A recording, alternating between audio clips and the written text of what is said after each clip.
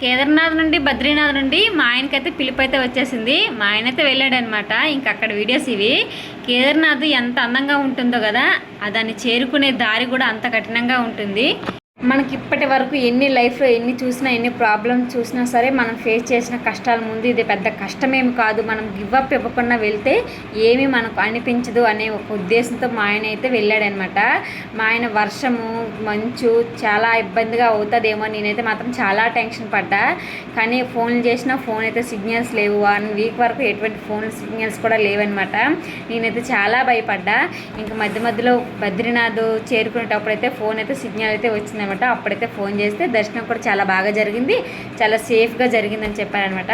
కాకపోతే మీరు ఎవరైనా వెళ్ళాలి అనుకుంటే మాత్రం చాలా అన్నీ ముందుగానే రెయిన్ కోట్స్ అన్నీ దగ్గర పెట్టుకోండి. దగ్గర పెట్టుకుంటే చాలా సేఫ్గా జర్నీ అవుతుంది అనమాట. ఇప్పుడు ఫుడ్ కూడా బాగానే దొరుకుతుంది. మనం వెళ్ళడానికి కూడా మంచిగా సౌకర్యం కూడా చేశారంట, చాలా బాగానే ఉంది. ఇప్పుడు అంతగా రాళ్ళు రప్పలు అవన్నీ దాటుకుంటూ వెళ్ళాలి కాబట్టి మనం ఎంత కష్టం వచ్చినా ఎక్కడ గివ్అప్ ఇవ్వకనైతే మా ఆయన అయితే ముందుకైతే వెళ్ళాడు. ఇంకా మా ఆయన దర్శనం కూడా చాలా అంటే చాలా బాగా జరిగిందంట. 1 వీక్లో దర్శనం చేసుకుంటే వచ్చేసారు. మీ ఫుల్ వీడియో కావాలంటే కామెంట్ చేయండి. బాయ్.